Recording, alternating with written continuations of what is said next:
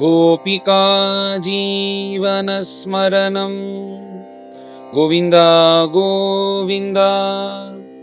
सद्गुरु विठ्ठलदास महाराज की जय। பிரம்மனிஷ்டால் நவமஸ்கந்தத்தில் சூரிய வம்சத்தை வர்ணிச்சுன்னு வரும் பட்சத்தில் இந்த வைவஸ்வத மனுவனுடைய புத்திரர்கள் அவளுடைய கதையை சொல்லிண்டே வரும்போது 3 அத்தியாய பர்யந்தம் இந்த 6-7 புத்திரர்களுடைய கதையை சொல்லிட்டு இப்போ மேலே நபகன்னு ஒரு புத்திரன், அந்த புத்திரனுடைய கதையை சொல்ல ஆரம்பிக்கிறார் இந்த 4வது அத்தியாயத்தில். இந்த நபகன் அவரும் தர்மத்தகா ராஜ்ய பரிபாலனம் பண்ணிட்டு இருந்தார். அவருக்கு நாபாகன்னு ஒரு புத்திரன், அவர் கடைசி குழந்தையாக பிறக்கிறார். அந்த நாபாகனும் எப்படின்னா குருகுலத்துக்கு போனவர் வரவே இல்லை. அங்கேயே குரு சுஷ்ரூஷ பண்ணிக்கொண்டு அங்கே எல்லாத்தையும் அத்தியாயனம் பண்ணிக்கொண்டு பரமஸ்ரத்தையா இருந்து கொண்டு பிரம்மச்சரிய ஆசிரமத்திலே இருக்கார். இந்த பையன் வருவானா வரமாட்டானான்னு தெரியலேன்னு சொல்லிட்டு மற்ற குழந்தைகள் எல்லாரும் அவளும் சொத்து வேணும்னு ஆசைப்படுறான்னு உடனே தனக்குள்ள ராஜ்யத்தை முழுக்க பிரித்து மற்ற குழந்தைகளுக்கு கொடுத்துட்டார் இந்த நபகன். இந்த நபகன் பிரித்து கொடுத்தானே அவாவாலும் சந்தோஷமாக ராஜ்யம் பண்ணிட்டு இருக்கா. எல்லாரும் நல்லவர்கள் தான். இப்படி இருந்துட்டு இருக்கும்போது அந்த நாபாகன்னு அந்த புத்திரன் குருகுல வாசத்தை முடிச்சுட்டு ராஜ்யத்துக்கு வருவோம்னு தோணுது. இங்க பார்த்தா அப்பா ராஜ்ய பரிபாலனம் பண்ணிட்டு பார்த்தா தன்னுடைய சகோதரர்கள் எல்லோரும் ராஜ்ய பரிபாலனம் இங்க பண்ணிட்டு இருக்கா. வாழ்க்கெல்லாம் பண்ணி வச்சிருக்காருன்னா தனக்குன்னு ஏதாவது இடம் இருக்கும்னு அவர் ஆசைப்பட்டு அப்பா கிட்ட இந்த மாதிரி எனக்கு ஏதாவது இடம் இருக்கா அப்படின்னு சொல்லிட்டு கேட்கிறார். உடனே அவருக்கு என்ன பதில் சொல்றதுன்னு தெரியல அந்த நபகனுக்கு. அங்க தன் சகோதரர்லாம் இருக்கா, அவளும் இவன் வரமாட்டான்னு இவ எல்லாரும் பிரிச்சுட்டா. இப்ப அந்த ராஜ்யத்தை கொடுக்கறதுக்கு மனசு வரமாட்டேங்கிறது. உனக்கு அப்பா தான் சொத்து, நீ அப்பாவை சொத்தா வச்சுக்கோன்னு சொல்லிட்டு இப்படி சமாளிக்கிறதுக்காக அப்பாவை நீ சொத்தா வச்சுக்கோன்னு இந்த சகோதரர்கள்லாம் சொல்லிட்டார்கள். இப்படி சொன்னதுக்கு அப்புறம் என்ன பண்றதுன்னு தெரியல அந்த நாபாகனுக்கு. உடனே அப்பாவுக்கு நமஸ்காரம் பண்ணி, அப்பா நீங்க தான் ஏதாவது வழி சொல்லணும் அப்படின்னு உடனே இவெல்லாம் சொத்து கொடுக்கறதுக்கு யோஜனை பண்ணிட்டு என்ன சொத்தா வச்சுக்கோன்னு சொல்றான். என்ன வச்சுனால என்ன பண்ண முடியும், ஆனா நான் உனக்கு ஒரு வழி சொல்றேன் அப்படின்னார். என்னப்பா வழி அப்படின்னு உடனே இங்க பக்கத்துல அங்கீரச வம்சத்துல வந்த ரிஷிகள் எல்லோரும் சத்திரயாகம் பண்ணிட்டு இருக்கா. இந்த யாகத்துல 6வது நாள் அன்னைக்கு ஒரு கிரியை பண்ணணும். அன்னைக்கு பண்ணக்கூடிய அந்த அவிர்வாகம் கொஞ்சம் கஷ்டமானது. அவளுக்கு அது தெரியாதபடிக்கு திண்டாடின்னு இருக்கா. நீயோ குருகுல வாசத்துல எல்லாத்தையும் அத்தியாயனம் பண்ணி நீ அப்படி விஞ்ஞானத்தோட இருக்க, உனக்கு தெரியாத விஷயமே இல்லாதது போல இருக்க. நீ ஒண்ணு பண்ணு, அவ யாகம் பண்ணணுன்றதுக்காக யதேஷ்டமா தனத்தை சம்பாதிச்சு வச்சிருக்கா. இப்படி அங்கீரசருடைய வம்சத்துல இவா யாகம் பண்றா அப்படின்ன உடனே ஜனங்கள்லாம் யதேஷ்டமா கொண்டு குமிச்சிட்டு போயிட்டா அத்தனை திரவியங்களையும். அவ இந்த 6வது நாள் பண்ணக்கூடிய இந்த கிருத்துவை அவளால சரியாக முடிக்க முடியாம திண்டாடின்னு இருக்கா. அது அந்த பிரக்கிரிய பண்ணினாலும் திருப்தி அடைய முடியல அவளால, இது சரி வரலன்னு புனஷ்ச பண்ணிட்டே இருக்கா. அதனால அந்த 6வது நாள் பண்ணக்கூடிய அந்த ஒரு அந்த அந்த கிரியை இருக்குமே, இந்த யாகத்துல பண்ணக்கூடிய அந்த காரியத்தை உனக்கு தீர்மானமா தெரியும். நீ போய் அவ கூட இருந்து இது நீ பண்ணி வச்சுட்டேன்னா உடனே அவபிரத ஸ்நானம் வந்துடும். அவ எல்லாரும் திருப்தி அடைந்து அந்த சொத்தெல்லாம் எடுத்துன்னு போக மாட்டா. அந்த தனம் முழுக்க உனக்கு வந்துடும், நீ அதை வச்சுன்னு சௌக்கியமா இரு அப்படின்னு சொல்லிட்டு இந்த நபகன் அனுகிரகம் பண்றார் தன்னுடைய புத்திரனா இருக்கக்கூடிய நாபாகனுக்கு. அப்படியே நாபாகனும் பார்த்தா அப்பா சொன்ன மாதிரியே நடந்துட்டு இருக்கு. அந்த 6வது நாள் கிரியன்றது நடக்கிறது. அவாக்குள்ளேயே ஒரு சர்ச்சை நடக்கிறது, இது சரியா அது சரியான்னு, இந்த ரிக்கெல்லாம் நம்ம சரியா சொல்றோமான்னு ஒரு சந்தேகத்தோடையே இருந்துட்டு இருக்கும் போது அங்கேருந்து இந்த நாபாகன் எனக்கு இந்த கிரியைகள் பத்தி எல்லாம் தெரியும்னு சொல்லிட்டு அவர் பண்றதை பார்த்தா ஆச்சரியப்படுறார்கள். அவ எல்லாருக்கும் சந்தோஷமா இருக்கு. பிரமாணத்தெல்லாம் எடுத்து காண்பிச்சு இப்படிதான் பண்ணணும் அப்படின்னு சொல்லிட்டு நான் இதை வசிஷ்டர்கிட்டேருந்து கத்துண்டேன்னு இந்த விஷயங்கள்லாம் சொல்லி இது இப்படிதான் முடிக்கணும்னு சொல்லி நன்கு அழகாக முடிச்சு கொடுக்கிறார் அந்த 6வது நாள் காரியத்தை. அப்படி முடிச்ச உடனே அவ எல்லாருக்கும் பரம சந்தோஷம். அப்புறம் அவபிரத ஸ்நானம் எல்லாம் பண்ணி அந்த சத்திரயாகத்தையும் முடிச்சு அங்க இருக்கிற அத்தனை தனத்தையும் பார்த்து அவ சந்தோஷமாக, அப்பா நாங்க என்ன பண்ண போறோம், மேலே இதெல்லாம் முடிஞ்சதுக்கு அப்புறம் நாங்க சத்தியலோகத்துக்கு போயிடுவோம், இதை வச்சுன்னு எங்களுக்கு எந்த பிரயோஜனம் இல்லை, இத்தனை தனம் யதேஷ்டமாக யாகத்துக்காக வந்திருக்கு, யாகத்துக்காக வந்த தனத்தை எடுத்துன்னு நம்ம சொந்த செலவு பண்ணக்கூடாது, அதனால நாங்க தானமாக உனக்கு கொடுத்துட்றோம், நீ இதை வச்சுன்னு சந்தோஷமா ஆயிரு அப்படின்னு சொன்னார்கள். அப்பா சொன்ன மாதிரியே நடக்கிறது அப்படின்னு சொல்லிட்டு அவரும் தனக்கு ஜீவனாதாரத்துக்கு உள்ள அந்த சொத்து போதும்னு சொல்லிட்டு அதை எடுத்துட்டு சந்தோஷமா இருக்கணும்னு நினைக்கும் போது அங்க இவர்கள்லாம் கிளம்பிட்டார்கள். இவரதெல்லாம் தான் எடுத்துன்னு போலான்னு ஆலோசனை பண்ணிட்டு இருக்கும் போது அங்க ஒரு புருஷன் வரான், கொஞ்சம் கண்ணக்கரின்னு இருக்கான், இப்படி ஆஜானு பாகுவாக அங்கேருந்து அந்த யாகசாலையை நோக்கி வரான். யார் இவர் என்னன்னு தெரியலையே அப்படின்னு பார்த்துட்டே இருக்கும்போது எங்க இந்த சொத்தெல்லாம் எடுக்கிற அப்படின்னா, உடனே இது எனக்கு தானமாக கொடுக்கப்பட்டது இந்த அங்கீரச புத்திரர்களால அப்படின்னா, அதெல்லாம் உனக்கு தானமாகலாம் கொடுக்கப்படல, எனக்கு முன்னாடியே சொல்லிட்டார்கள் இது என்னோட சேர்ந்ததுன்னு, அது எடுத்துக்கிறதுக்காக தான் நான் இங்க வந்திருக்கேன் அப்படின்றார் அந்த புருஷன். உடனே இவருக்கு என்ன சொல்றதுன்னு தெரியல, அப்படிலாம் என்கிட்ட எதுவும் சொல்லலையேன்னா, அதெல்லாம் கிடையாது, உனக்கு முன்னாடியே என்கிட்ட கொடுத்துட்டு போயிட்டார்கள் இந்த ரிஷிகள், அதனால இது என்னுடைய சொத்து அப்படின்னா. உடனே இவர் சொல்றாரு, இவருக்கு சண்டைப்படவும் மனசு வரமாட்டேங்கிறது, அப்படி ரிஷிகள்லாம் இருந்தா அப்படி சொல்லாம போக மாட்டார்களே அப்படின்னு இப்படி வாக்குவாதம் பண்ணிட்டே இருக்கும்போது, அப்படி ஆனால் உனக்கு விஷயம் தெரியாது, உங்க அப்பா நபகன்ட்ட போய் கேளு, அவர் சொல்லுவார் உண்மைய அப்படின்ன உடனே நேரா நபகன்ட்ட போய் கேட்கிறார். நபகனுக்கும் ஒன்றும் புரியாம அங்கேருந்து கிளம்பி இந்த யாகசாலைக்கு பார்த்தா அந்த கண்ணங்கரின்னு வந்த புருஷன் யாருன்னா பரமேஸ்வரன். அந்த பரமேஸ்வரன் நபகன் பார்க்கும்போது பரமேஸ்வரனாக காட்சி கொடுக்கிறார், இந்த நாபாகனுக்கு சாதாரண ஒரு புருஷனாக காட்சி கொடுக்கிறார். இந்த பரமேஸ்வரன் எதுக்கு வந்தார் அப்படின்னா, பொதுவாக யாகம் பண்ணினதுக்கு அப்புறம் அந்த யாக சாமகிரிகள் எது பாக்கி இருக்கோ அது அத்தனையும் அங்கேயே தானம் பண்ணிடணும், அதை வச்சுட்டு குடும்ப சொத்து சேர்த்துண்டு அதனால சந்தோஷமா இருக்கக்கூடாது அப்படின்றது சாஸ்திரம் அப்படின்னு சாஸ்திரத்தை சொல்லப்பட்டிருக்குன்னு பாகவதத்துல சொல்லுறது. ஏன்னா அந்த யாகத்துல மிச்சம் இருக்கிற அத்தனை திரவியமும் பரமேஸ்வரனுடைய சேர்ந்தது, அதனால இந்த மாதிரி தர்ம காரியங்களுக்கு தான் உபயோகப்படுத்திக்கலாம். இந்த பாடசாலை நடத்தும் போது அந்த குழந்தைகளுக்கு ஆகாரம் போடுறதுக்கு உபயோகப்படுத்திக்கலாம், சிவாலயம் கட்டுறது, கும்பாபிஷேகம் கட்டுறதுன்னு புனஷ்ட ஒரு யாகம் பண்றதுக்கு அதை சேர்த்து வைக்கிறதுன்னு பண்ணலாமே தவிர தன் குடும்ப சொத்தை சேர்த்துக்கிறதுக்காக சுயநலமாக பண்ணக்கூடாது அப்படின்னு சாஸ்திரத்துல சொல்லப்பட்டிருக்கு.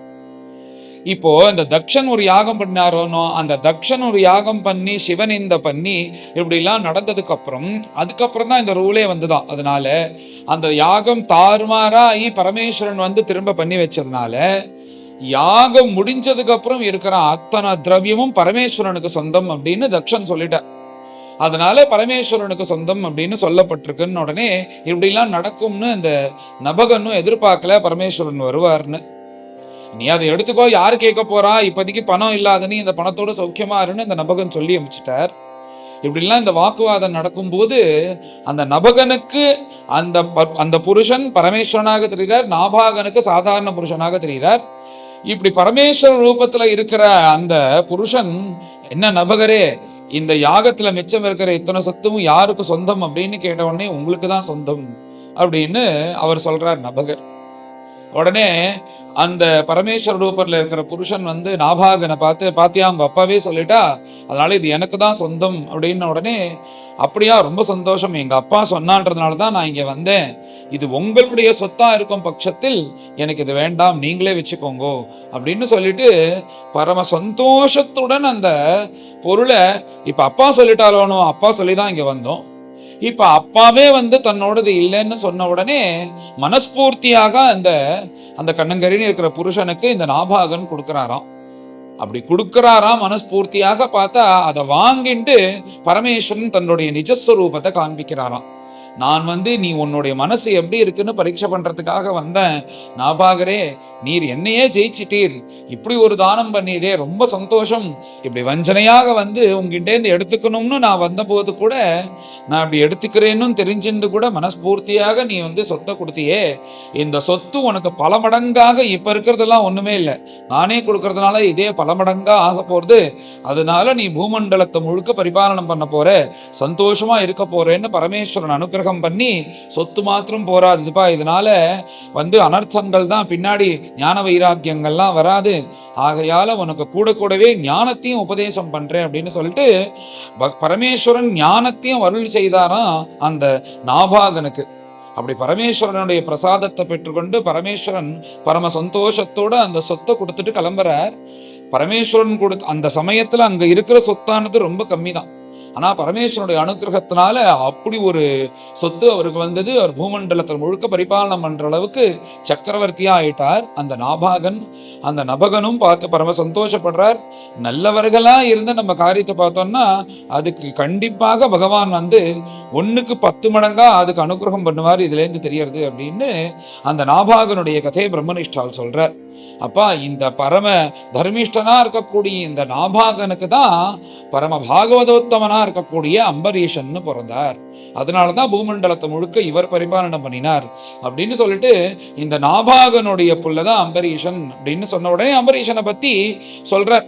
இந்த அம்பரீஷன் எப்பேற்பட்டவர் தெரியுமா? பிராமண சாபம் கூட இந்த அம்பரீஷனை ஒன்றும் பண்ண முடியல. அப்படி பிராமண சாபத்தையே ஜெயித்தவர் இந்த அம்பரீஷன் அப்படின்ன உடனே இப்ப பரீட்சித் மகாராஜுக்கு ஆச்சரியமா இருக்கு. ஏன்னா அந்த பிராமண சாபத்துக்கான பயந்துண்டு இங்க உட்கார்ந்து இருக்கார். ரட்சகன் கடிக்க போறான் பரலோகத்துக்காக, நான் எதுவுமே சேர்த்துக்கலையேன்னு அதுக்காக தானே வந்திருக்கார். இப்படி ஒரு பிராமண சாபம் அந்த பிராமண சாபமே ஒன்றும் பண்ண முடியலையா அவரை அப்படின்னா, அந்த பாகவதோத்தமனுடைய கதையை நீங்க எனக்கு சும்மா ஒரு 2 ஸ்லோகத்திலையும் 3 ஸ்லோகத்திலையும் சொல்லக்கூடாது, நன்கு விரிவாக சொல்லணும், நான் கேட்கணும்னு ஆசைப்படுறேன் அப்படின்னு பிரம்மனிஷ்டால்கிட்ட பிரார்த்தனை பண்ணின உடனே இந்த அம்பரீஷருடைய கதையை பிரம்மனிஷ்டால் ஒரு 2 அத்தியாயத்துல விஸ்தாரமாக சொல்றார். அம்பரீஷன் எப்பேற்பட்டவர்னா பரம பாகவதோத்தமன் அப்படின்ற. பரம பாகவதோத்தமன்னா எப்படி இருந்தார்னா பூமண்டலத்தையே பரிபாலனை பண்ணக்கூடிய சக்கரவர்த்தி.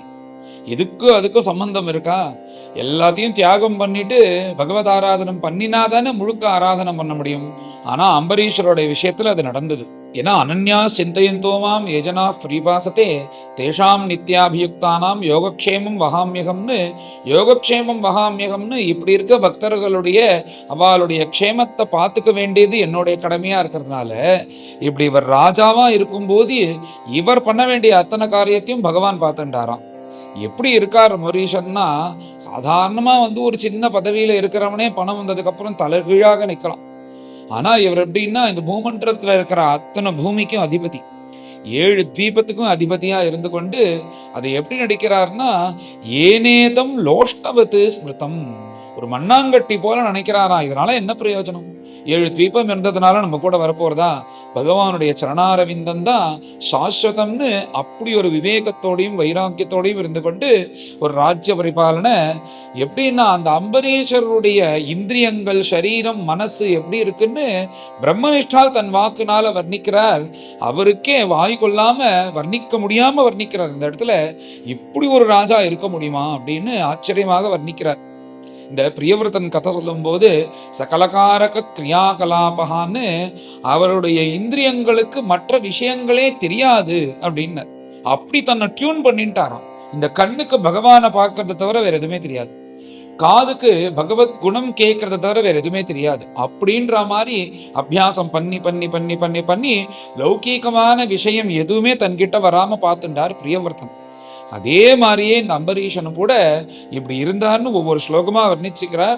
சவைமன கிருஷ்ண பதாரவிந்தயோகம்னு மனசுக்கு பகவானுடைய ஸ்வரூபமும் பகவானுடைய திருவடியை தியானம் பண்ணதை தவிர, அதை நினைக்கிறத தவிர வேற எதுவுமே தெரியாதான்.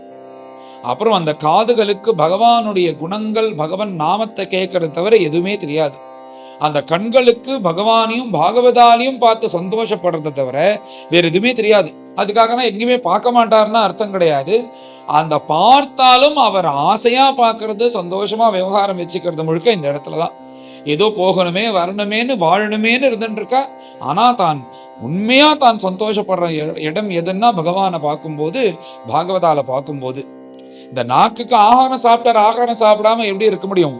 ஆனா ஜீவனாதாரத்துக்காக தான் ஆகாரம். ருச்சின்னு பார்த்தா எந்த ருச்சி தெரியும்னா, இந்த பகவானுடைய திருவடியில் இருக்கிற அந்த துளசி இருக்கே, அந்த துளசியினுடைய சாப்பிடும் போதுதான் அந்த ருச்சி மாத்திரம் அதுலதான் அவர் தெரிஞ்சுப்பாரா, ஆஹா எவ்வளவு ருச்சியா இருக்குன்னு. அதே மாதிரி வாசனைன்னா ராஜாதிராஜனா இருக்கனால எப்பேற்பட்ட அந்த வாசன திரவியங்கள்லாம் அடிச்சுக்க முடியும், அதுலெல்லாம் மனசு கிடையாது. அந்த மூக்குக்கு என்ன வாசனை தெரியும்னா அந்த துளசியினுடைய வாசனை மாத்திரம்தான் தெரியுமா, பகவானுடைய திருவடியில் இருக்கிற துளசி வாசனை மாத்திரம்தான். அப்புறம் இந்த சரீரம் இருக்கே, இந்த தோளுக்கு என்னன்னா பாகவதால ஆலிங்கனம் பண்ணிக்கிறதுலாம் சந்தோஷமா. அப்படி தன்னுடைய பஞ்ச இந்திரியங்களும் பகவதர்ப்பணம் பண்ணி மனசையும் பகவதர்ப்பணம் பண்ணிட்டான்னா அப்புறம் அவனை பத்தி என்ன எதுக்கு கவலைப்படணும்? பிரம்மதேவர் சொன்னார், ஒன்னும் நீ எல்லாத்தையும் விட்டுட்டு வீடு வாசல் மனைவி மக்கள் எல்லோரையும் விட்டுட்டு நான் போய் காட்டுல தபஸ் பண்றேன்னு எல்லாத்தையும் விட்டுட்டு போற, இவெல்லாம் சத்ருக்களா நினைச்சுண்டு 6 சத்ருக்கள் உன் கூடயே இருக்காளே, பஞ்ச இந்திரியமும் மனசும். அதை நீ ஜெயிக்கலன்னா நீ காட்டுக்கு போனாலும் கூட உன்னை பிடிச்சி இழுத்துரும். அதை நீ ஜெயிச்சுட்டே ஆனால் நீ குடும்பத்துல இருந்தாலும் சரி காட்டுல இருந்தாலும் சரி உன்னை எதுவும் பண்ண முடியாதுன்னு பிரியவர்த்தன் கிட்ட உபதேசம் பண்ணினாரோனோ, அந்த மாதிரி இவர் அந்த 6 பஞ்ச இந்திரியங்களையும் மனசையும் 6 இந்திரியத்தையும் ஜெயிச்சுட்டாராம். ஜெயிச்சதுனால ராஜ்ய பரிபாலனம் பண்ணினா என்ன, காட்டுல இருந்தான்னா அது எதுவும் இவரை பாதிக்காதபடிக்கு அப்படி ஒரு உத்தம பக்தனாக ராஜ்ய பரிபாலனமும் பண்ணிட்டு இருக்கார், பகவத் பக்தனாகவும் இருக்கார். அப்படி இருக்காராம் அம்பரீஷன். யதா ராஜா ததா பிரஜாகான்னு, இப்படி ராஜா இருக்கும்போது ஜனங்கள்லாம் எப்படி இருப்பா, ஜனங்களும் பார்த்தா ராஜா எப்படி இருக்காரோ அப்படி இருக்கா. இந்த யாகம் யஜ்யம் விரதங்கள் இவைகள்லாம் பண்ணா இதுக்கு பலனாக என்ன சொல்லப்பட்டிருக்குன்னா சொர்க்கத்துல போய் சௌக்கியமா இருக்கலாம் இந்திரன் கூட தான் எல்லா யாகத்தினுடைய பலனும். இந்த யாகம் பண்ணதுனால சொர்க்கம் கிடைக்கும்ன்றது இருந்தாலும் அங்க ஜனங்களும் எப்படி இருக்கான்னா இந்த சொர்க்கம் துச்சமாக இந்த சுகத்தை நினைச்சு இந்த அம்பரீஷர் பரிபாலனம் பண்ணும் போது அவரை மாதிரியே இவாலும் விஷ்ணு பக்தர்களாக இருந்து கொண்டு பகவத் பக்தியே போதும்னு அந்த ஜனங்கள்லேருந்து ஆரம்பிச்சு அவர் ராஜ்யத்துல இருக்கக்கூடிய அந்த பசுக்கள் மிருகங்கள் எல்லாரும் பார்த்தா அப்படி விஷ்ணு பக்தர்களா இருக்கா. எங்கேயுமே தப்பு நடக்கவே மாட்டேங்கிறது. எல்லோரும் விஷ்ணு பக்தனார்கள்ட்டா ஏன் திருட போறா, ஏன் கொள்ளை அடிக்க போறா, ஏன் ராஜ்யத்தை அபகரிக்கணும்னு வரப்போறா, இந்த மாதிரி எந்த தப்பும் நடக்கலையா. யதா ராஜா ததா பிரஜாகான்னு அப்படி அம்பரீஷருடைய அந்த பக்தி பாவம் எல்லோருக்கும் பரவினதுனால யாருக்கும் எது மேலேயும் ஆசை இல்லாதபடிக்கு அம்பரீஷர் மாதிரியே விஷ்ணு பக்தி பண்ணிட்டு இருந்தார் அப்படின்னு பிரம்மனிஷ்டால் வர்ணிக்கிறார். இந்த இடத்துல பெரியவாள்லாம் ஒரு சின்ன கதை சொல்லுவா.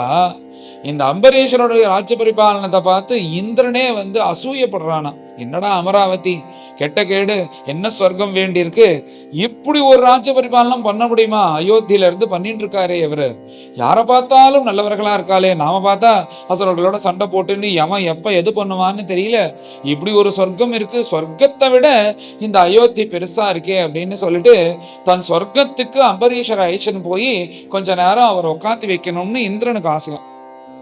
அப்படி ஆசைப்பட்டு நேரா விமானத்தை எடுத்துட்டு ஐராவதத்துல கிளம்பி அம்பரீஷர் கிட்ட பேசி, நீங்க வரணும் சொர்க்கத்துக்குன்னா எனக்கு இங்க பாகவதாலுடைய கைங்கரியம், அப்புறம் பகவானுடைய கைங்கரியம், மற்ற ராஜ்ய பரிபாலனை ஜனங்களை பார்த்துக்க வேண்டிய காரியங்கள்லாம் நிறைய இருக்கு, இன்னொரு சந்தர்ப்பத்துல பார்ப்போம்ட்ட.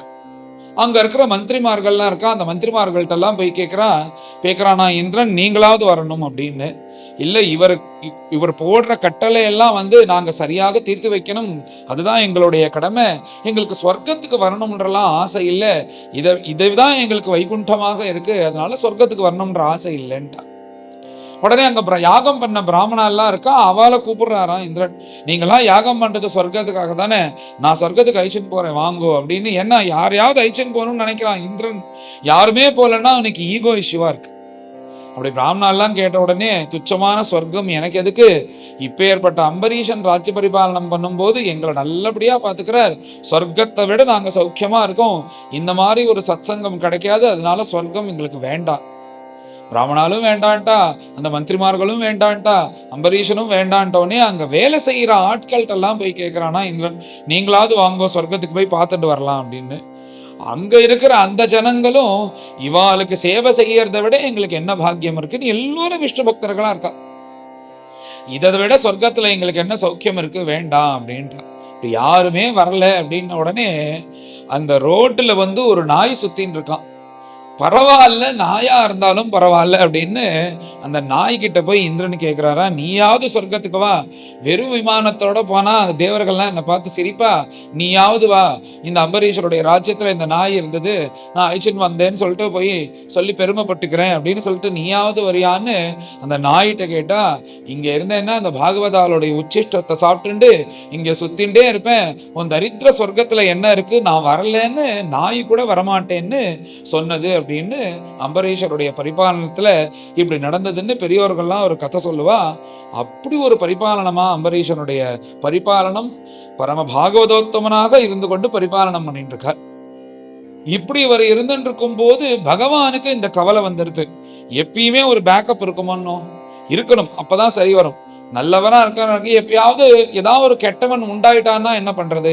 அப்ப அந்த கெட்டவன் உண்டாகாம இருக்கிறதுக்கு ஒரு பயம், ஒரு சட்டம், ஒருத்தன் வந்து இருந்தான்னா அதை கண்டு பயந்துண்டாவது தப்பு பண்ண மாட்டான்றதுனால எல்லாத்தையும் விட நல்லவர், எல்லாத்தையும் அறிஞ்சவர், எல்லாரையும் விட பவர்ஃபுல்லானவர் யாருன்னா சுதர்சனர்.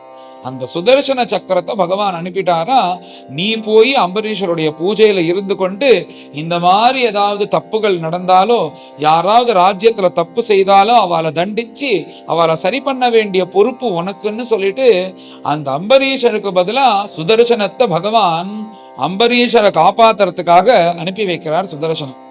அந்த சுதர்சனம் எப்படின்னா நேரா அம்பரீஷருடைய பூஜையில வந்து உட்காந்துருக்கார், நித்தியப்படி பூஜை பண்ணிட்டு இருக்கார். யசா ராஜா தசா பிரஜான்னு சொன்னோம். அதனால அவருக்கு ரொம்ப நாளா வேலை இல்லையா, ஆனா அவர் இருந்துட்டு இருக்கார், ஏதாவது இடைச்சல் வந்தா காப்பாத்தலாம் அப்படின்னு இப்படி இருந்துட்டு இருக்கார் அம்பரீஷருடைய பூஜையில சுதர்சனர். இந்த அம்பரீஷர் தன் குரு வசிஷ்டர்கிட்ட கேட்காம எதுவுமே பண்ண மாட்டாராம். வசிஷ்டர் என்ன சொல்றாரோ அது சரியாக செய்வார்.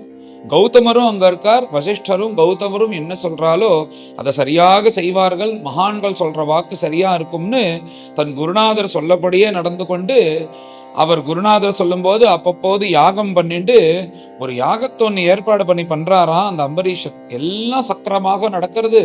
வெளியிலேருந்து பார்க்கறதுக்கு அந்த ரிஷிகள் எல்லாரையும் பார்க்கறதுக்கு எப்படி இருக்கான்னா, அவர்களே தேவர்கள் போல பிரம்ம தேஜஸோட ஜுவலிக்கிறாளாம் அந்த யாகசாலையில. இப்படி ஒரு யாகமும் செய்து கொண்டு ராஜ்ய பரிபாலனத்தையும் பண்ணு கொண்டு விஷ்ணு பக்தனாகவும் இந்த உலகத்துல இதுக்கு முன்னாடி எந்த ராஜாவும் கிடையாது, இனிமே எந்த ராஜாவும் இருக்க முடியுமான்னு தெரியல, அப்படி ஒரு ராஜ்ய பரிபாலன அம்பரீஷன் பண்றார்.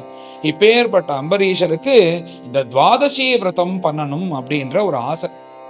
இவர் அயோத்தியில ராஜ பரிபாலனம் பண்ணிட்டு இருந்தாலும் இந்த துவாதசி விரதம் என்றது ஒரு வருஷ காலம் அனுஷ்டானம் பண்ண வேண்டிய விரதம். ராஜ்ய பரிபாலனத்துக்கு வேணுங்கிற அத்தனை ஏற்பாடும் பண்ணிட்டு சில பேர்ட்ட ராஜ்யத்தை ஒப்படைச்சிட்டு நான் வந்து ஏகாந்தமாக கொஞ்சம் சைன்யத்தை மாத்திரம் அழைச்சிண்டு என் மனைவிமார்களோட சேர்ந்து கொண்டு அந்த யமுனா நதிக்கரையில மதுவனத்துல போய் அந்த கூடாரத்தை அமைத்து கொண்டு அங்க யமுனையில ஸ்நானம் பண்ணிட்டு கொஞ்ச நாள் தங்கி ஒரு வருஷ காலம் தங்கி நான் இந்த துவாதசி விரதத்தை அனுஷ்டானம் பண்ண போறேன்னு எல்லாருக்கிட்டையும் சொல்லி விடை பெற்று கொண்டு கிளம்புறார் அம்பரீஷர். இப்படி வந்தா நிம்மதியா இருக்கு பகவதாராதனம் பண்றதுக்கு. அந்த சுதர்சன பிரபுவையும் எடுத்துண்டு தான் பூஜை பண்ற அத்தனை சாமகிரிகளும் எடுத்துண்டு கொஞ்சம் சைன்யத்தை அழிச்சுண்டு அம்பரீஷர் அங்க வந்து தங்கிண்டு இப்படி துவாதசி விரதத்தை அனுஷ்டானம் பண்றார். கார்த்திகை மாசம் ஆரம்பிச்சு சரியாக கார்த்திகை மாசத்துல பூர்த்தி பண்ண வேண்டியது. இது எப்படி துவாதசி விரதம்னா, தசமி அன்னைக்கு ராத்திரி ஆகாரம் சாப்பிடக்கூடாது, ஏகாதசி முழுக்க ஆகாரம் சாப்பிடக்கூடாது. துவாதசி அன்னைக்கு பிராமணால கூப்பிட்டு ஆகாரம் போட்டு அவளுடைய உச்சிஷ்டத்தை சாப்பிட்டா இந்த துவாதசி விரதம் பூர்த்தி ஆகும். இப்படி பண்றதுக்கு இதுக்கு துவாதசி விரதம் அப்படின்னு பெயரு.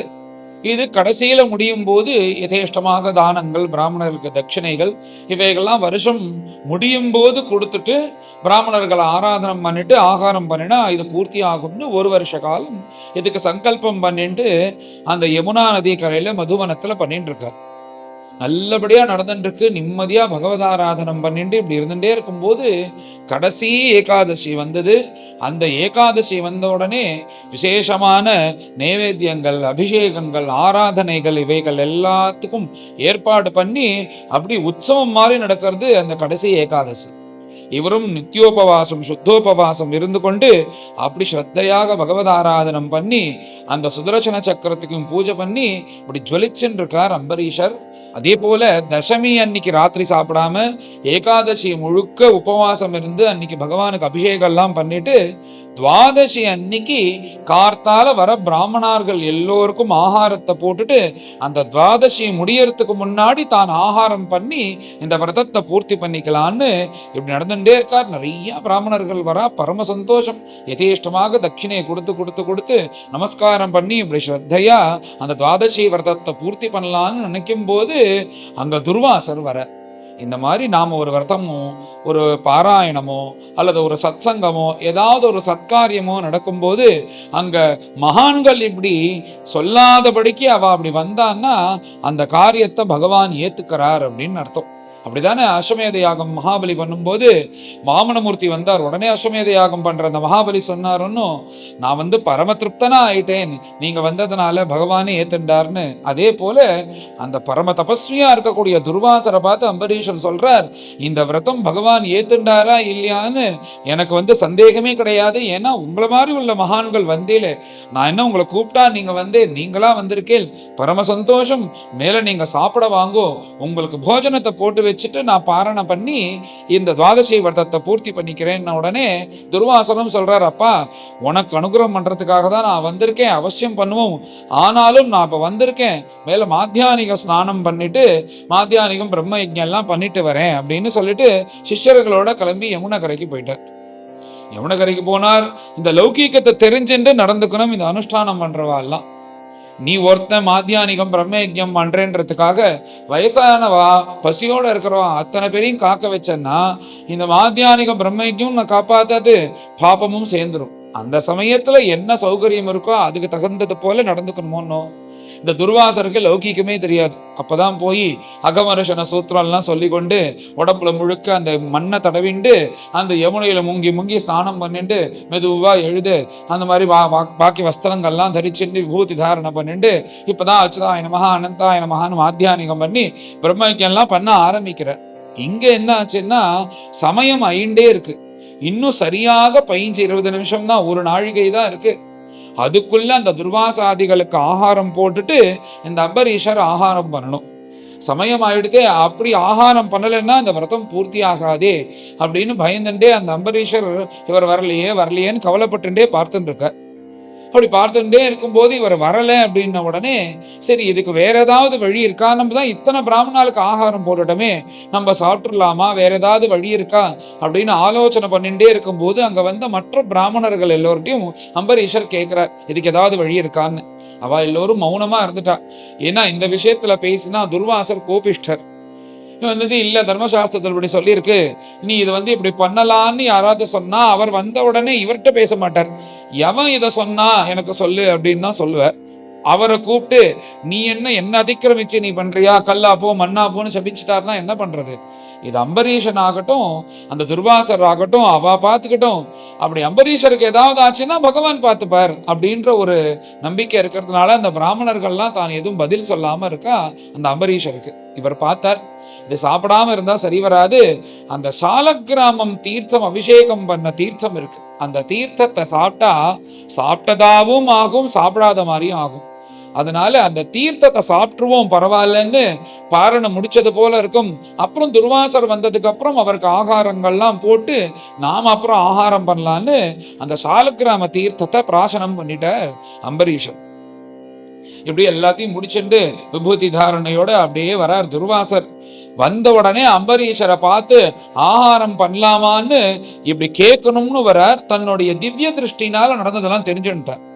தெரிஞ்சின்ற உடனே உனக்கு வந்து ராஜான்ற அகம்பாவம், நீ இந்த பூமண்டலத்தை முழுக்க பரிபாலனம் பண்ற அப்படி சக்கரவர்த்தின்ற அகம்பாவம், அதனாலதான் வந்து நான் வரத்துக்கு முன்னாடியே எனக்கு ஆகாரம் போடாம இந்த தீர்த்த பிராசனம் எப்படி நீ பண்ணலாம், சாஸ்திர விருத்தமாக நீ பண்ணிருக்க, உனக்கு திமிருனால இப்படி எல்லாம் பண்ற அப்படின்னு வெய்யற. உடனே அம்பரீஷர் சொல்றார், சுவாமி நீங்க மன்னிச்சுக்கணும், நீங்க வரதுக்குள்ளேயே துவாதசியானது முடிஞ்சிருது, அதனால இது ஆகாரம் பண்ணலைன்னா வந்து இந்த தீர்த்த பிராசனம் பண்ணலைன்னா இந்த பாரணம் முடியாதுன்றதுனாலதான் பண்ணினேன். அதனால சாலக்கிராம தீர்த்தத்தை சாப்பிட்டா மாதிரியும் ஆகும் சாப்பிடாத மாதிரியும் இருக்கும்ல, அதனால பண்ணினேன்னு இப்படி அம்பரீஷர் சொன்ன உடனே துர்வாசர் சொல்றார், அதெல்லாம் எனக்கு தெரியாது, முதல்ல சாப்பிட்டா மாதிரி ஆகும்னு தானே இருக்கு, அதுக்கு பதில் சொல்லு. எப்படி ஒரு பிராமணனை காக்க வச்சுட்டு ஒரு பிராமணனுக்கு முன்னாடி நீ சாப்பிடலாம், நீ பண்ணது தப்பு, இந்த மாதிரி தர்மத்தை மீறவர்கள் எல்லோருக்கும் தண்டனை கண்டிப்பா தேவை அப்படின்னு சொல்லிட்டு கோபத்தோட அவர் ஜடைய பிச்சு எறிகிறாராம் துர்வாசர். தன் முடிய பிச்சு இப்படி கீழே எரிஞ்ச உடனே அது ஒரு ஆபிச்சார தேவதையாக பெரிய பூதமாக மாறி அக்னியை கக்கி கொண்டு அம்பரீஷரை விழுங்கிறதுக்காக போறது. அம்பரீஷர் என்னன்னா அந்த பூதத்தை பார்த்து ஓடவே இல்லையா. ஒரு கால் நான் தப்பு பண்ணியிருந்தேன்னா அந்த பூதம் என்ன சாப்பிடட்டும், நான் தப்பு பண்ணினா எனக்கு தண்டனை கண்டிப்பாக வேணும், பகவான் மேல பார்த்துப்பார், பகவத் சங்கல்பம்னு அவர் கையை கூப்பிண்டு நிச்சலமாக நின்று இருக்காராம். அந்த பூதம் வர வர எப்படி இருக்கு பாருங்க இவன் மனசெல்லாம். ஜடபரதர் தலையை வெட்ட வரும்போது தலை அசைக்காம உட்காந்துருக்கார். பிரகலாத சுவாமி சூலத்தால குத்த வரும்போது அப்படியே அசையாம படுத்துட்டு இருக்கார்.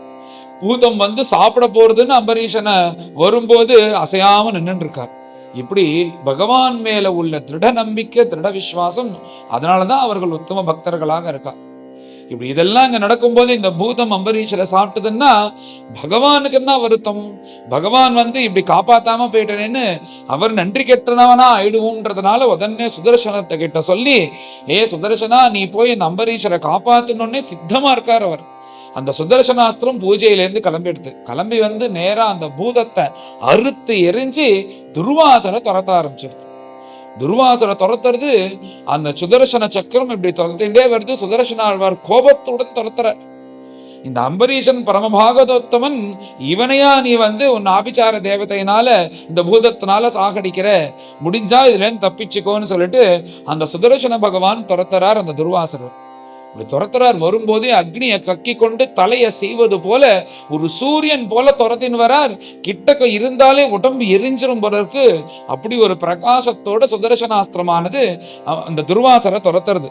ஓடுறார். அந்த இடத்துல இருந்து பிராண பயம்னா இனிமே என்ன பண்ண முடியும், அங்க இருந்தா தலையை சீவிடுவோம்னு தெரியும். அதனால அங்கேருந்து ஓடுறார்.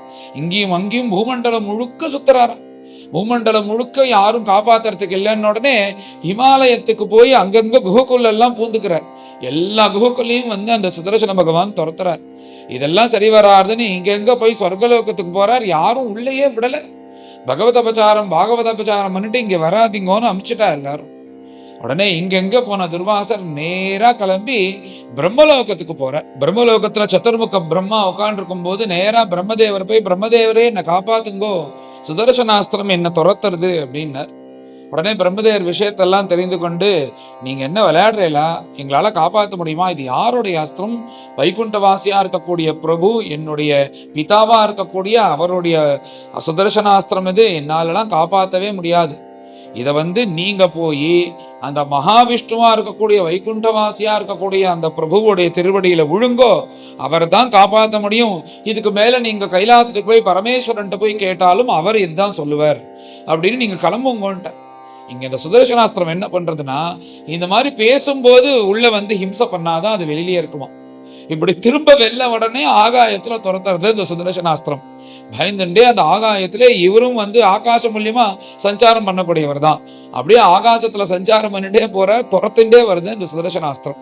நேரா கைலாசத்துக்கு பிரபோ கைலாசவாசா பரமேஸ்வரா என்னை காப்பாத்து, சுதர்சனாஸ்திரம் என்ன துரத்துறது அப்படின்ன உடனே பரமேஸ்வரனை பார்த்துட்டு அவரும் விஷயத்தை தெரிஞ்சு கொண்டு, இதுக்கு முன்னாடி பிரம்மதேவர்கிட்ட போய் பார்த்தேறணும், ஆமா அவர் என்ன சொன்னார், நீங்க உங்களாலையும் என்னாலையும் காப்பாற்ற முடியாது, பரமேஸ்வரனாலையும் காப்பாற்ற முடியாது, பிரம்மதேவராலையும் காப்பாற்ற முடியாதுன்னு சொன்னாரோன்னு, அதுதான் சத்தியம். எந்த பிரபுவனுடைய ஆக்கியினால இந்த உலகம் உண்டாகி இந்த உலகம் ரட்சிக்கப்பட்டு இந்த உலகமும் அழியக்கூடியதோ அப்பேற்பட்ட பிரபுவா இருக்கக்கூடிய அவருக்கும் நீர் அபச்சாரப்பட்டிருக்கீர், அவளுடைய சரணாரவிந்தத்தை ஆசிரியிச்சிருக்கிற பாகவதாலுக்கு அபச்சாரப்பட்டிருக்கீர், அதனால இது எங்களாலெல்லாம் தீர்மானமாக காப்பாற்ற முடியாது, நீர் நேரா தமேவ சரணம் யாகின்னு நேரா போய் அந்த வைகுண்டவாசியுடைய திருவடியில விழுங்கோ, அவர் காப்பாத்தினாதான் உண்டுன்னு பரமேஸ்வரனும் கைவிட்டுட்டார். உடனே நேரா கிளம்பி வைகுண்டத்துக்கு வராராம் துர்வாசர். பிரபு தேவதேவா ஜெகநாதா, நான் தப்பு பண்ணிட்டேன், இந்த சுதர்சனாஸ்திரம் என்ன துரத்துறது, உடம்பெல்லாம் தகிச்சு போய் அங்கங்க புண்ணாருது, என்னால தாங்க முடியல, விட்டா என் தலையை அறுத்துரும் போல இருக்கு, நீங்க தான் காப்பாற்றணும்னு வைகுண்டத்துல போய் சாஷ்டாங்கமா மகாவிஷ்ணுவனுடைய திருவடியில விழற. இப்படி திருவடியில விழுந்தோடனே மேல நின்று அந்த துர்வாசரை பார்த்து, துர்வாசரே என்னால காப்பாற்ற முடியாது அப்படின்னார். என்ன பிரபு உங்களாலே காப்பாற்ற முடியாதா அப்படின்னு கேட்ட உடனே ஆமாம் துர்வாசரே, என்னாலையும் காப்பாற்ற முடியாது. ஏன்னு சொல்றேன்னு கேளு. அகம் பக்த பராதீனஹா. உலகத்துல இருக்கிறவா எல்லாரும் என்ன சொல்றான்னா, நான் சர்வ சுதந்திரன், என்னுடைய அதீனத்துல தான் இந்த பிரபஞ்சம் இருக்கு.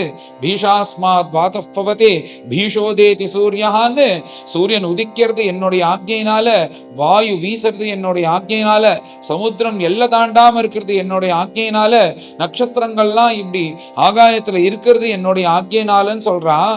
அதெல்லாம் வாஸ்தவமா இருந்தாலும், சர்வ சுதந்திரனா நான் இருந்தாலும், நான் பக்தனுக்கு பராதீன். என் பக்தர்கள் என்ன சொல்றாலோ அதை தான் நான் கேட்பேன். அதனால என்ன சர்வ சுதந்திரன்னு சொன்னாலும் இந்த விஷயத்துல பக்தால் என்ன சொல்றாலோ அதை தான் நான் கேட்பேன். என் பக்தனுக்கு யாராவது அபச்சாரம் பண்ணிட்டான்னா அவளை மன்னிக்கவே மாட்டேன், அவர்களை கண்டிப்பாக சிக்ஷிப்பேன் அப்படிலாம் பகவான் சொல்லி, அந்த பக்தர்கள் எனக்காக எதை தியாகம் பண்றா தெரியுமா? இப்படி பக்த பராதீனன்னு நான் இருக்கேன்னா அதுக்கு காரணம் இருக்கு துர்வாசரே. ஏ தாரா அகார புத்திராப்தானு பிராணானு வித்தமிமம் பரம். எனக்காக எதெல்லாம் தெரியுமா தியாகம் பண்றா?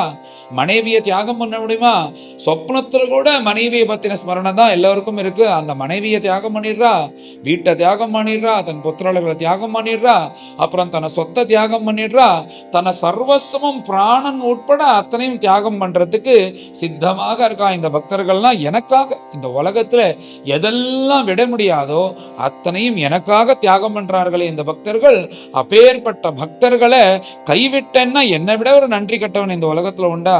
அதனால அந்த பக்தர்கள் பக்தாபிமானி. நான் அந்த பக்தர்களை காப்பாத்துறது தான் எனக்கு ஜோலியே, அவளை காப்பாத்துறது தான் என்னுடைய கர்த்தவியமே. அவளுக்கு ஏதாவது அபச்சாரம் பண்ணினவன் இருந்தானா அவனை ஒரு கை பாத்துருவேன் நான். அதனால அவர்கள் தன்னுடைய சேவையினாலையும் தன்னுடைய பக்தினாலையும் தன்னுடைய பிரியத்தினாலையும் என்னை எப்படி தெரியுமா வசீகரணம் பண்ணியிருக்கா? ஒரு நல்ல பதிவிரதையா இருக்கக்கூடிய ஸ்திரீ சுஷ்ரூஷ பண்ணி ஒரு கணவனை எப்படி வசீகரணம் பண்ணி வச்சிருக்காளோ அந்த மாதிரி இவர்கள் பக்தி பண்ணி எல்லாத்தையும் தியாகம் பண்ணி என்னை வசீகரணம் பண்ணி வச்சிருக்கா. அவளை நான் கைவிடுவேனா துர்வாசரேன்னு துர்வாசரை பார்த்து சொல்றார் மகாவிஷ்ணு. இப்படி பக்தர்கள் எல்லாம் எல்லாத்தையும் தியாகம் பண்ணினான்னு பகவான் சொல்லும் போது அதுக்கு உதாரணம் இருக்கணுமோ? நம்ம பக்த விஜய சரித்திரத்துல பார்த்தா அத்தனையும் தியாகம் பண்ணியிருக்கா மகாத்மாக்கள். மனைவியை தியாகம் பண்ண முடியுமான்னு மனைவியை தியாகம் பண்ணினார் பாகவத சேவைக்காக கபீர்தாசர். ராமச்சந்திர பிரபுவனுடைய பக்தரா இருக்கக்கூடிய கபீர்தாசர் பாகவதாருடைய சேவைக்காக மனைவியை வித்துட்டு வந்துட்டார் பணம் இல்லாம. அடுத்தது குழந்தைகள் எல்லாம் தியாகம் பண்ணிடுவான் அப்படின்னா நாமதேவர் அப்படி ரங்க மண்டபத்துல பண்டரியபுரத்துல பஜனை பண்ணிட்டு இருக்கும் போது குழந்தைகள்லாம் அப்பா அப்பா நீங்க உங்க அம்மா கூப்பிடுற ஆத்துக்கு வாங்கோ அப்படின்ன உடனே அந்த குழந்தைகள் எல்லாம் பார்த்து பஜனை பண்ணிட்டே கண்ணும் கண்ணீருமா பகவத் அனுபவத்துல இருந்து கொண்டு நாமதேவர் சொல்றார், குழந்தைகளா நீங்க யாரு அப்படின்னு கேட்கிறார். தன் குழந்தைகளே யாருன்னு மறந்துட்டாரா அந்த பகவத் பக்தியில. அப்படி மறக்க முடியுமா? சொப்னத்துல கூட குழந்தைகளை பத்தி தானே ஸ்மரணை இருக்கு. அப்படி மறந்து போயிட்டாராம் பகவானுடைய பக்தி பண்ணும்போது. அடுத்தது பணத்தை கொடுக்க முடியுமா? பிராணனுக்கு மேல பணத்துல ஆசை வச்சிருக்கிறதா தானே உலகத்துல இருக்கிறவா எல்லாரும் பணத்தை தியாகம் பண்றார்கள். எனக்காக பக்தர்கள்னா தியாகம் பண்ணியிருக்கார் யாருன்னா புரந்தரதாசர். எப்பேற்பட்ட கோடீஸ்வரன்! கிருஷ்ணதேவராயருக்கே அவர் ராஜ்ய பரிபாலனத்துக்கு கடன் கொடுக்கக்கூடிய அவ்வளவு பணம் வச்சிருக்கிறவர்னா எப்பேற்பட்ட கோடீஸ்வரன்! அப்பேற்பட்ட கோடீஸ்வரனா இருக்கக்கூடிய புரந்தரதாசர் க்ஷண நேரத்துல அத்தனையும் திறந்து வச்சு நீங்க எல்லாரும் எடுத்துக்கோங்கன்னு அத்தனையும் தியாகம் பண்ணிட்டு பன்றிபுரத்துக்கு ஓடி வந்தார் புரந்தரதாசர். பிராணானு வித்தமிமம் பரம். பிராணன சகிதம் துச்சமாக நினைத்தவர்கள் யாருன்னா யோக பரமானந்தர்னு ஒருத்தர். தான் ஒன்று தப்பு செய்ததுனால இந்த பகவத் அபச்சாரம் பண்ணிட்டோன்றதுக்காக தன் பிராணனையே சிக்ஷிச்சுக்கிறாராம். இப்படி எனக்காக எல்லாத்தையும் தியாகம் பண்ணிடுவான்னு பகவான் சொன்னாரனோ அதுக்கு உதாரணமாக பக்த விஜயத்துல நிறைய சரித்திரங்கள் இருக்கு. நிறைய மகான்கள் இப்படி தியாகம் பண்ண முடியாததை அத்தனையும் தியாகம் பண்ணி காண்பிச்சிருக்கார்கள் பகவானுடைய வாக்கு சத்தியம் பண்ணுவது போல. அதனால இவர்கள் எல்லாரும் என்ன இப்படி வசீகரணம் பண்ணி வச்சிருக்கா. அதனால அவளுக்கு யாராவது அபச்சாரப்பட்டானா அவளை உண்டு இல்லைன்னு பண்ணிடுவேன். அதனால அதுக்கும் மேல நீங்க ஒண்ணு தெரிஞ்சுக்கோங்க துர்வாசரே, சாதவோ ஹிருதயம் ஐக்கியம் சாதுனாம் ஹிருதயம் தொகம். என்னோட ஹிருதயம் சாதுக்கள், அவளுடைய ஹிருதயத்துல நான் தான் இருப்பேன். இது எங்க ரெண்டு பேருடைய உறவு, ரிலேஷன்ஷிப். இது யாருக்கும் புரியவும் புரியாது, தெரியவும் தெரியாது. எங்களுடைய உறவு அப்படி ஒரு பாந்தவியமான உறவு. இந்த உலகத்துல இருக்கிற கணவன் மனைவி புத்திரர்கள் இது எல்லாத்தையும் விட உயர்ந்தது பவித்திரமான உறவு எங்க 2 பேரோட உறவு. என் மனசு முழுக்க எப்போதும் சாதுக்கள் தான் இருப்பா, அவளுக்கு நல்லது பண்றதுக்காக தான் நான் இருக்கேன். அந்த சாதுக்களுடைய மனசு முழுக்க எப்போதும் நான் தான் இருக்கேன். அதனால 2 பேரும் பரஸ்பரம் இப்படி பிரியமா இருக்கும். ஆகையால இந்த சுதர்சன அஸ்திரத்திலேருந்து என்னால உங்களை காப்பாற்ற முடியாது. நீர் என்ன பண்றீர்னா நேரா போய் அந்த அம்பரீஷருடைய திருவடியிலேயே விழு. அந்த பரம பாகவதோத்தமனா இருக்கக்கூடிய அம்பரீஷன் உம்மை காப்பாத்தினாதான் உண்டு, போய் அவருடைய திருவடியில விழுங்கோன்னு சொல்லிட்டு பகவான் இப்படி துர்வாசர்கிட்ட ஆக்ஞாபிச்ச உடனே துர்வாசர் அங்கேருந்து கிளம்பி பிராணன்னா போறது, சுதர்சனாஸ்திரம் வேற சீரிண்டு இருக்கு. அதனால அந்த அம்பரீஷனுடைய திருவடியிலேயே மேல வந்து உழறதுக்காக வைகுண்டத்திலேருந்து கிளம்பினார். அப்படின்றதோட இந்த அத்தியாயமானது பூர்த்தியாருது. இப்படி பரம பாகவதோத்தமனா இருக்கக்கூடிய இந்த அம்பரீஷருடைய சரித்திரம் நம்ம எல்லோருக்கும் இந்த சித்ரா பௌர்ணமி அன்னைக்கு சிரவணம் பண்ணக்கூடிய பாக்கியம். ஏகாதசின்றது, ஏகாதசி விரதம் அப்படி ஒரு பரம பவித்திரமான விரதம், உயர்ந்த விரதமாக சொல்லப்பட்டிருக்கு. துவாதசியா பரம் விரதம்னு இந்த துவாதசி விரதம் இப்ப சொல்லியிருக்காளே, இந்த அம்பரீஷர் பண்ணக்கூடிய இந்த விரதமானது அவ்வளோ உயர்ந்தது அப்படின்னு சொல்லப்படுறது.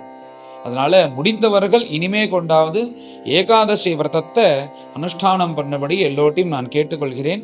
அந்த ஏகாதசி அன்று ஆகாரம் முழுக்க சாப்பிடலன்னாலும் ஒருவேளையாவது நம்ம ஆகாரம் சாப்பிடாதபடிக்கு பகவத் ஸ்மரணையோட நாமத்தை ஸ்மரணத்தை பண்ணி கொண்டு அந்த ஏகாதசி அன்று இருக்கணும்ன்றதை எல்லோட்டையும் கேட்டுக்கொள்கிறேன். அப்படி பரம புண்ணியமான தினம் ஏகாதசி. இந்த ஏகாதசி விரதத்தை அப்படி அனுஷ்டானம் பண்ணுவா. இந்த மராட்டி தேசத்துல இருக்கிற அந்த பன்றிபுர பக்தர்கள், மராட்டி தேசத்துக்காரா, அப்புறம் மாத்வர்கள் கர்நாடகாவில் இருக்கிறவா, அப்புறம் இந்த ராஜஸ்தான்லையும் உத்தரப்பிரதேசத்துலையும் இருக்கிறவாள்லாம் இந்த ஏகாதசி விரதத்தை அப்படி பரம பவித்திரமாக அனுஷ்டானம் பண்ணுவா. அதுவும் மாத்வ சம்பிரதாயத்துல எல்லாம் அவ ஏகாதசி அன்னைக்கு ஸ்ராத்தம் வந்துருத்துன்னா அதை துவாதசி அன்னைக்கு பண்ணுவா.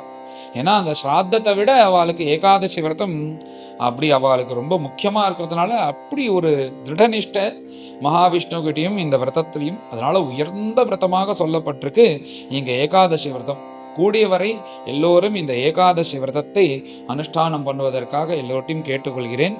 மேலே எல்லோரும் கலந்து இந்த 4வது அத்தியாயத்தை பாராயணம் பண்ணுவோம். அச்ச சதுர்த்தோऽध्यायः ஸ்ரீசுக உவாச நாபாகோ நபகாமத்யம் யம் ததம் भ्रातरः कविं यविष्ठं व्यभजन्दायं ब्रह्मचारिणमागतं भ्रातरो अभाङ्क्त किं मह्यं भजाम पितरं तव त्वां ममार्यास्तथा भाङ्क्षुः मा पुत्रक तदादृथाः इमे अंगिरसः सत्रम् आसतेद्यसु मेधसः षष्ठं षष्ठम् उपेत्याहः कवे मुह्यन्ति कर्मणि तां स्त्वं शंसय सूक्ते द्वे वैश्वदेवे महात्मनः ते स्वर्यन्तो धनं सत्र परिशेषितमात्मनः दास्यन्ति ते अचतान् गच्छ तथा स कृतवान् यथा तस्मै दत्त्वा ययुः स्वर्गं ते सत्र परिशेषितम् तं कश्चित् स्वीकरिष्यन्तं पुरुषः कृष्णदर्शनः उवाच उत्तरतोऽभ्येत्य ममेदं वास्तुकं वसु ममेदं ऋषिभिः दत्तम् इति तर्हि स्म मानवः स्यान्नौ ते पितरि प्रश्नः पृष्टवान् पितरं तथा यज्ञवास्तु गतं सर्वम् उच्छिष्टं ऋषयः क्वचित् चक्रुः विभागं रुद्राय स देवः सर्वमर्हति नाभागस्तं प्रणम्याह तवेश किल वास्तुकम् इत्यागमे पिता ब्रह्मन् शिरसा त्वां प्रसादये यत्ते पिता वदद्धर्मं त्वं च सत्यं प्रभाषसे ददामि मे मन्त्रदृशे ज्ञानं ब्रह्म सनातनं गृहाण द्रविणं दत्तं मत्सत्रे परिशेषितम् इत्युक्त्वा अन्तर्हितो रुद्रः भगवान् सत्यवत्सलः एतत् संस्मरेत् प्रातः सायं च सुसमाहितः कविर्भवति मन्त्रज्ञः गतिं चैव तथात्मनः नाभागात् अम्बरीषोऽभूत् महाभागवतः कृति नास्पृशत् ब्रह्मशापोऽपि यं न प्रतिहतः क्वचित् राजोवाच भगवन् श्रोतुमिच्छामि राजर्षेः तस्य धीमतः न प्राभूत् यत्र निर्मुक्तो ब्रह्मदण्डो दुरत्ययः श्रीशुक उवाच अम्बरीषो महाभागः सप्तद्वीपवतीं महीम् अव्ययां च श्रियं लब्ध्वा विभवं च अतुलं भुवि मेने अतिदुर्लभं पुंसां सर्वं तत् स्वप्नसंस्तुतं विद्वान् विभवनिर्वाणं तमो विशति यत्पुमान् वासुदेवे भगवति तद्भक्तेषु च साधुषु प्राप्तो भावं परं विश्वं येनेदं लोष्टवत् स्मृतं स वै मनः कृष्णपदारविन्दयोः वचांसि वैकुण्ठ गुणानुवर्णने करो हरेः मन्दिरमार्जनादिषु श्रुतिं चकार अच्युत सत्कथोदये मुकुन्दलिङ्गालय दर्शने दृशो तद्भृत्य गात्र स्पर्शेऽङ्गसङ्गमम् घ्राणं च तत्पाद सरोजसौरभे श्रीमत्तुलस्या रसनां तदर्पिते पादौ हरेः क्षेत्रपदानुसर्पणे शिरो हृषीकेश पदाभिवन्दने कामं च दास्ये न तु कामकाम्यया यथोत्तमश्लोक जनाश्रयारतिः एवं सदा कर्मकलापमात्मनः परेधियज्ञे भगवति अधोक्षजे सर्वात्मभावं विदधन्महीमिमां तन्निष्ठविप्राभिहितः शशासः इजेष्वमेधैः अधियज्ञमीश्वरम् महाविभूत्योपचिताङ्ग दक्षिणैः ततैर्वसिष्ठासित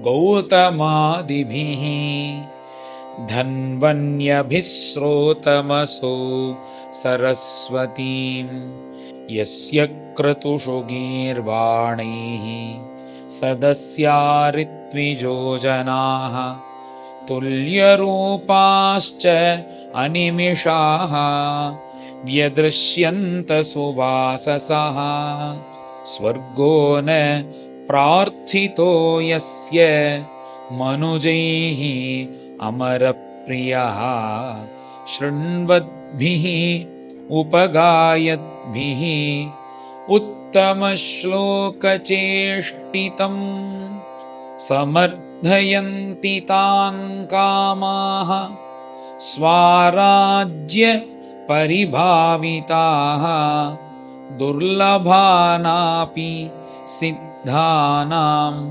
मुकुन्दं हृदि पश्यतः स इत्थं भक्तियोगेन तपोयुक्तेन पार्थिवः स्वधर्मेण हरिं प्रीणन् संगान् सर्वाञ्छनैर्जहो गृहेषु दारेषु सुतेषु बन्धुषु द्विपोत्तमस्यन्दन वाजिपत्तिषु अक्षय्यरत्नाभरणायुधादिषु अनन्तकोशेषु अकरोदसन्मतिम् तस्मादात् हरिश्चक्रं प्रत्यानीकभयावहम् एकान्तभक्तिभावेन प्रीतो भृत्याभिरक्षणम् आरिराधयिषुः कृष्णं महिष्या तुल्यशीलया युक्तः संवत्सरं वीरः दधार द्वादशी व्रतं व्रतान्ते कार्तिके मासि त्रिरात्रं समुपोषितः स्नातः कदाचित् कालिन्द्यां हरिं मधुवने अर्चयत् महाभिषेकविधिना सर्वोपस्करसम्पदा अभिषिच्य अम्बराकल्पैः गन्धमाल्यार्हणादिभिः तद्गतान्तरभावेन पूजयामास केशवं ब्राह्मणांश्च महाभागान् सिद्धार्थानपि भक्तितः गवां रुक्मविषाणीनां रूप्याङ्घ्रीणां सुवाससां पयःशीलवयोरूप वत्सोपस्करसम्पदाम् प्राहिणोत् साधुविप्रेभ्यः गृहेषु न्यर्बुदानि षट् भोजयित्वा द्विजानग्रे स्वाद्वन्नं गुणवत्तमं लब्धकामैः अनुज्ञातः पारणायोपचक्रमे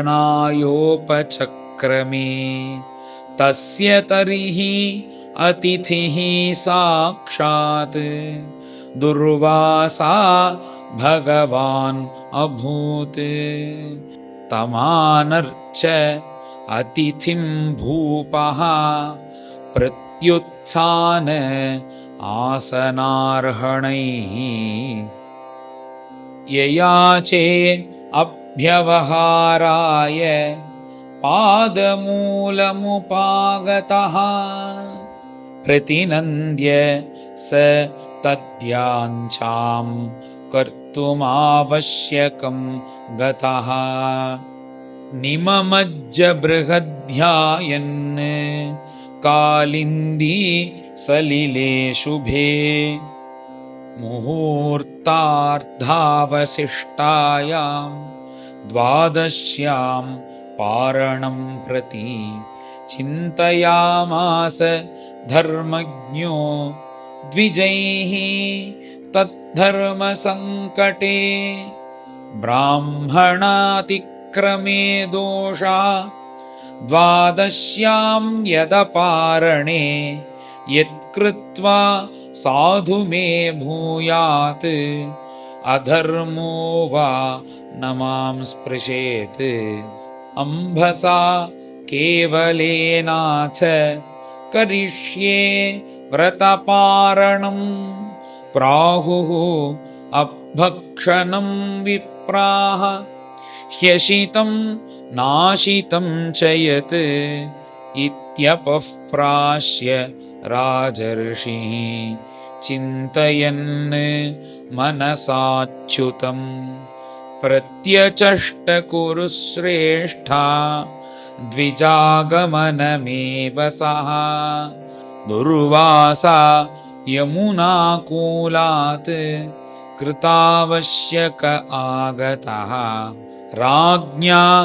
अभिनन्दितस्तस्य बुबुधे चेष्टितं धिया मन्युना प्रचलद्गात्रः भृगुटी कुटिलाननः बुभुक्षितश्च सुतरां कृताञ्जलिम् अभाषत अहो अस्य नृशंसस्य श्रियोन्मत्तस्य पश्यत धर्मव्यतिक्रमं विष्णोः अभक्तस्येष मानिनः यो माम् अतिथिम् आयातम् आतिथ्येन निमन्त्र्य च अदत्त्वा भुक्तवान् तस्य सद्यस्ते दर्शये फलम् एवं ब्रुवाण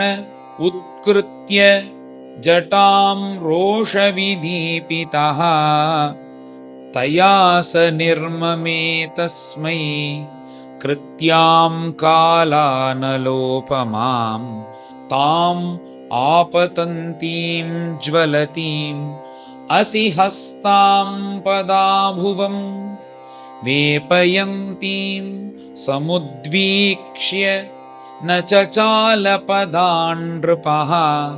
प्राग्दिष्टं भृत्यरक्षायां पुरुषेण महात्मना ददाह कृत्यां तां चक्रं क्रुद्धाहिमिव पावकः तदभिद्रवदुद्वीक्ष्य स्वप्रयासं च निष्फलम् दुर्वासा दुद्रुवे भीतः दिक्षु प्राणपरीप्सया तमन्वधावत् भगवद्रथाङ्गं दावाग्निरुद्धूतशिखो यथाहिं तथानुशक्तं मुनिरीक्षमाणः गुहां विविक्षुः प्रससारमेरोः दिशो नभाक्ष्मां विवरान् समुद्रान् लोकान् सपालान् त्रिदिवं गतः सः यतो यतो धावति तत्र तत्र सुदर्शनं दुष्प्रसहं ददर्श अलब्धनाथः स यदा कुतश्चित् सन्त्रस्तचित्तो अरणमेषमाणः देवं विरिञ्चं समगाद्विधातः त्राह्यात्मयोने अजिततेजसो माम् ब्रह्मोवाच स्थानं मदीयं सह विश्वमेतत् क्रीडावसाने द्विपरार्धसंज्ञे भूभङ्गमात्रेण हि सन्धिधक्षोः कालात्मनो यस्य तिरो भविष्यति अहं भवो दक्षभृगुप्रधानाः प्रजेश भूतेश सुरेश मुख्याः सर्वे वयं यन्नियमं प्रपन्नाः मूर्ध्यर्पितं लोकहितं वहामः प्रत्याख्यातो विरिञ्चेन विष्णुचक्रोपतापितः दुर्वासाः शरणं यातः शर्वं कैलासवासिनं श्रीरुद्रोवाच वयं न तात प्रभवाम भूम्नि यस्मिन् परेण्येऽपि अजजीवकोशाः भवन्ति काले न भवन्ति हीदृशाः सहस्रशो यत्र वयं भ्रमामः अहं सनत्कुमारश्च नारदो भगवान् अजः कपिलो अपान्तरतमः देवलो धर्म आसुरिः मरीचि प्रमुखाश्चान्ये सिद्धेशाः पारदर्शनाः विदामन वयं सर्वे यन्मायां माययावृताः तस्य विश्वेश्वरस्येदं शस्त्रं दुर्विषहं हिनः तमेव शरणं याहि हरिस्तेषं विधास्यति ततो निराशो दुर्वासाः पदं भगवतो ययौ वैकुण्ठाख्यं यदध्यास्ते श्रीनिवासः श्रियासः सन्दह्यमानो अजितशस्त्रवह्निना तत्पादमूले पतितः स वेपथुः आहाच्युतानन्त सदीप्सितप्रभो कृतागसं मावहि विश्वभावना अजानता ते परमानुभावं कृतं मयाघं भवतः प्रियाणां विधेहि तस्यापचितिं विधातः मुच्येत यन्नाम्युदिते नारकोऽपि भगवानुवाच अहं भक्तपराधीनः ह्यस्वतन्त्र इव द्विजा साधुभिर्ग्रस्तहृदयः भक्तैः भक्तजनप्रियः नाहमात्मानमाशासे मद्भक्तैः साधुभिर्विना श्रियं च आत्यन्तिकीं ब्रह्मन् येषां गतिरहं परा ये दारागारपुत्राप्तान् प्राणान् वित्तमिमं परं हित्वा मां शरणं याताः कथं तान् त्यक्तुमुत्सहे मयि निर्बद्धहृदयाः साधवः समदर्शनाः वशीकुर्वन्ति मां भक्त्या सत्स्त्रियः सत्पतिं यथा मत्सेवया प्रतीतं च सालोक्यादिचतुष्टयं नेच्छन्ति सेवया पूर्णाः कुतोऽन्यत् कालविद्रुतं साधवो हृदयं मह्यं साधूनां हृदयं त्वहं मदन्यत्ते न जानन्ति नाहं तेभ्यो मनागपि उपायं कथयिष्यामि तव विप्र प्रशृणुष्व तत्